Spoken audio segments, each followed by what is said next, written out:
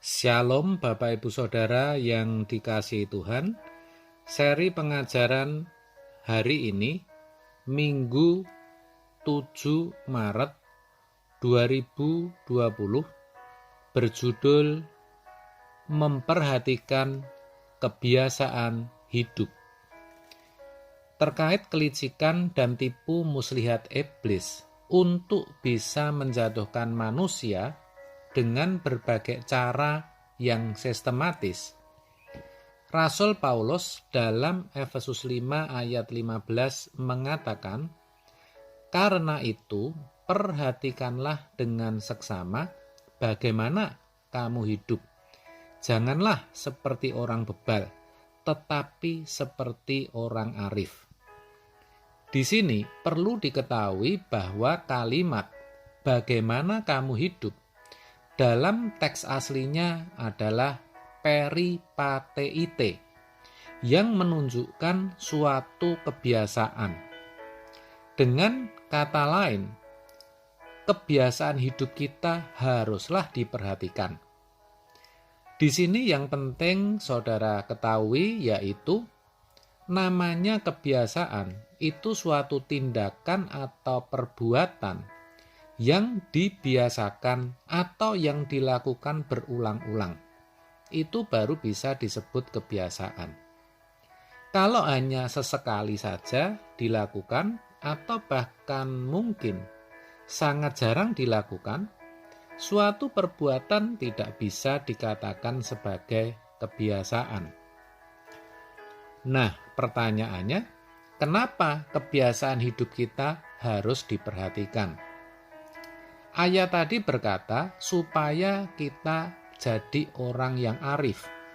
Maksudnya supaya kita jadi bijaksana. Kalau dikaitkan dengan tipu muslihat iblis, maka orang yang bijaksana akan mampu mengenali dengan baik sejak dini. Orang yang bijaksana sadar ketika ia tidak memperhatikan perbuatannya, walaupun itu menyangkut hal-hal yang kecil atau sepele, akan bisa menjadi suatu kebiasaan. Sedangkan kebiasaan itu sendiri berpotensi menjadi satu kesukaan atau interest. Kesukaan yang terus dituruti akan menjadi hobi. Kalau sudah bicara hobi, susah saudara. Semua bisa dikalahkan demi hobi, apapun itu bentuknya. Keuangan, keluarga, pekerjaan, kesehatan, semua bisa dikorbankan. Apalagi Tuhan. Ini saya berkata demikian karena memang faktanya begitu. Kenapa bisa seperti itu? Ya, karena tanpa sadar, orang sudah jatuh cinta dan terpikat olehnya. Akibatnya, hidupnya ada dalam pengaruh kuasa gelap, yang mana tanpa disadari akan mengkondisi seseorang, akan mengkondisi orang itu untuk tidak bisa memiliki karakter Kristus. Inilah yang terjadi atau berlangsung dalam kehidupan banyak orang Kristen, sampai keadaannya tidak bisa diubah lagi. Ironinya, ini tidak disadari. Hidupnya telah diatur dan dikendalikan oleh hobi. Sepertinya tidak terjadi apa-apa dan tampak wajar. Malah, dalam konteks tertentu bisa dikatakan baik. Tetapi hal itu tidak akan pernah menjadikan mereka berkeadaan sebagai anak-anak Allah. Ini yang penting saudara. Contohnya yang sederhana saja. Di masa pandemi ini tidak sedikit orang yang tadinya tidak punya hobi, tidak suka olahraga, mulai mencoba bersepeda atau istilah sekarangnya goes. Lalu mulai tertarik dengan model sepeda tertentu beserta perlengkapan atau aksesoris lainnya. Sesudah itu yang tadinya cuma bersepeda sendirian, sekarang masuk komunitas, mengikuti challenge atau tantangan melalui online.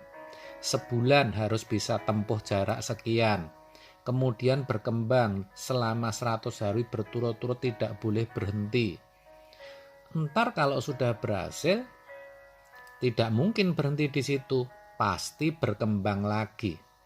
Akhirnya, orang itu tidak bisa lepas lagi dengan goes. Segenap hidupnya dipakai untuk goes. Bukan saya tidak setuju dan tidak suka loh saudara. Tetapi itu contoh yang paling mudah yang kita lihat saat ini. Begitu juga dengan kebiasaan hidup yang lain. Orang yang jatuh ke dalam jerat narkoba, mulanya bisa jadi karena diajak teman ke kafe. Tetapi hal itu dilakukan lagi sampai akhirnya menjadi kebiasaan. Dan di sanalah mulai kenal yang namanya narkoba sampai jatuh ke dalamnya. Contoh lainnya yang mudah ditemui adalah mereka yang terjerat dengan banyak hutang. Meskipun sebenarnya kalau jujur pendapatannya itu cukup untuk hidup. Kebanyakan hal itu juga berawal dari keputusan yang sepele. Mungkin cuma ingin punya HP seperti milik temannya, yang mana pada akhirnya menjadikan hidupnya konsumtif dan penghasilannya akhirnya tidak lagi bisa mencukupi. Dan masih banyak contoh yang lain. Yang perlu kita tahu bahwa iblis menjerat manusia dari hal-hal yang kelihatannya sepele, sederhana, dianggap remeh, namun akhirnya membuat mereka yang masuk dalam jeratnya tidak dapat melepaskan diri. Oleh sebab itu, setiap keputusan, setiap perbuatan harus kita perhatikan agar tidak menjadi kebiasaan hidup yang membinasakan. Ada baiknya kalau kita melakukan simulasi setiap malam. Kita perkarakan apa yang sudah kita putuskan kita perbuat sepanjang hari. Tanya Tuhan, apakah ada keputusan atau perbuatan kita yang tidak berkenan kepadanya, yang menyinggung perasaannya.